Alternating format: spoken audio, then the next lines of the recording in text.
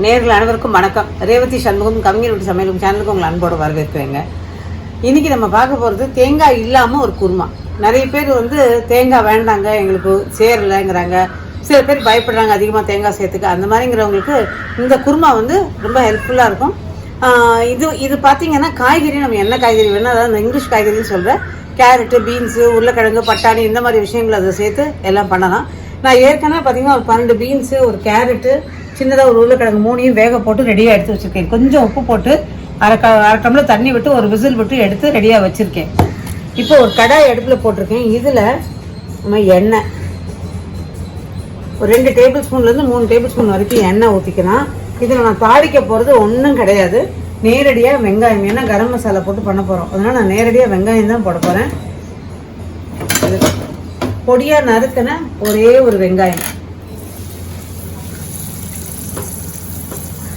இந்த வெங்காயம் நல்லா வதங்கட்டும். சரி, தேங்காய் இல்லாமல் பண்ணுறதா இருந்தால் எப்படி மேடம் கேட்டிங்கன்னா, நான் இன்றைக்கி எடுத்துருக்கிறது ஒரு 2 டேபிள் ஸ்பூன் அளவுக்கு பொட்டுக்கடலை, கொஞ்சமாக இதோட முந்திரி பருப்பு, ஒரு 10-12 முந்திரி பருப்பு. இந்த முந்திரி பருப்பு எங்களுக்கு அது சேராது வேண்டாம் நினைக்கிறவங்க வெறும் பொட்டுக்கடலையை போட்டுக்கலாம். ஆனால் கடலை மாவு, அரிசி மாவு இந்த மாதிரி விஷயங்கள் இதுக்கு சேராது. நீங்கள் அரைச்சி ஊற்றணும் அந்த திக்னஸுக்காக. தேங்காய்க்கு பதிலாக நினச்சிங்கன்னா பொட்டுக்கடலை அல்லது கசகசா, முந்திரி பருப்பு, இது 3ல் எது வேணால் நீங்கள் எடுத்துக்கலாம். அதை கொஞ்சம் ஒரு 1/4 கப்பு பால் விட்டு அரைச்சிட்டு வந்துடணும். நான் இதை நல்லா அரைச்சிட்டு கடைசியாக இதை ஊற்றும் போது காமிக்கிறேன்.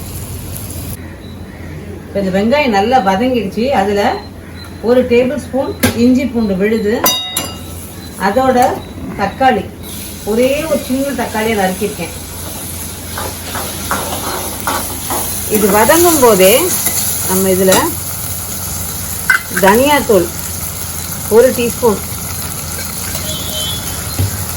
மிளகாய்த்தூள் 1 டீஸ்பூன்,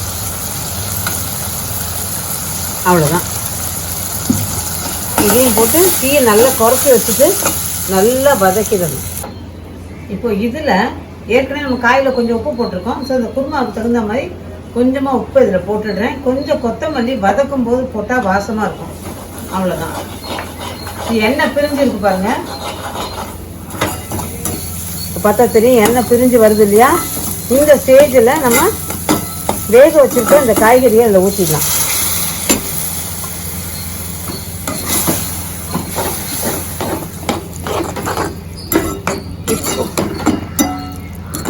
இப்போ கரம் மசாலா 1 டீஸ்பூன். இந்த கரம் மசாலா வாசனை பிடிக்கும்னு நினைக்கிறவங்க கூட போட்டுக்கலாம். மிளகாத்தூளை குறைச்சிடுங்க. ஆனால் எல்லாம் சேர்ந்து ஒரு கொதி வந்தோன்னா அரைச்ச விழுத ஊற்றிடலாம்.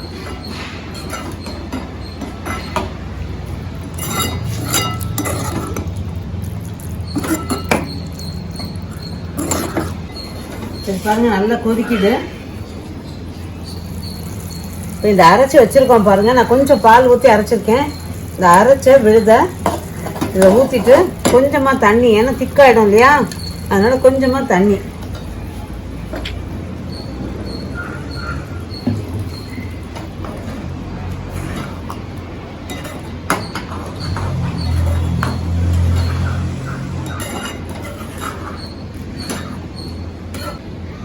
இது நல்லா கொதிக்குது பாருங்கள்.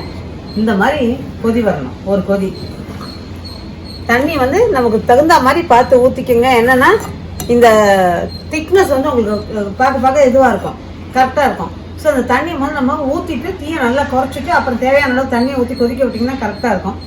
திரும்பவும் அதை சொல்லணும் அப்படின்னா, ஒருத்தவங்க கேட்டாங்க, இது குருமாவில் நான் தெரியாமல் கடலை மாவு கரைச்சி ஊற்றிட்டேன், அது நல்லா இல்லை, நாங்கள் நல்லா இருக்காதுங்க. குருமா மாதிரி விஷயங்களுக்கு கடலை மாவு, கார்ன்ஃப்ளவர், அரிசி மாவு இதெல்லாம் சூட் ஆகாது. ஸோ அந்த மாதிரி ஊற்றிடாதீங்க. இதில் தான் திக்னஸை கொடுக்க முடியும். இது இப்போ அடுப்பு ஆஃப் பண்ணிட்டேன். இல்லை இன்னொரு பாத்திரத்தில் மாற்றிடலாம். ஒரு டிஸ்பிளே பாத்திரத்தில் மாற்றிடுறேன். ஸோ இப்போ நல்ல ஒரு தேங்காய் இல்லாத ஒரு வாசனையான குருமா ரெடி பண்ணியாச்சுங்க. இது பார்த்தீங்கன்னா ஆப்பம், இட்லி, இடியாப்பம், அதோட கூட சப்பாத்தி, பூரி, கீ ரைஸ் எதுக்கு வேணால் நல்லா பொருந்தக்கூடியது.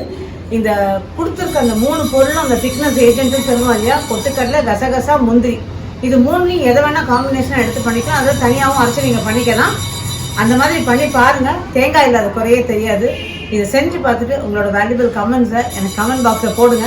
இது இதே மாதிரி இன்னும் ஒரு பதிவில் உங்களை சந்திக்கும் வரை நன்றி, வணக்கம்.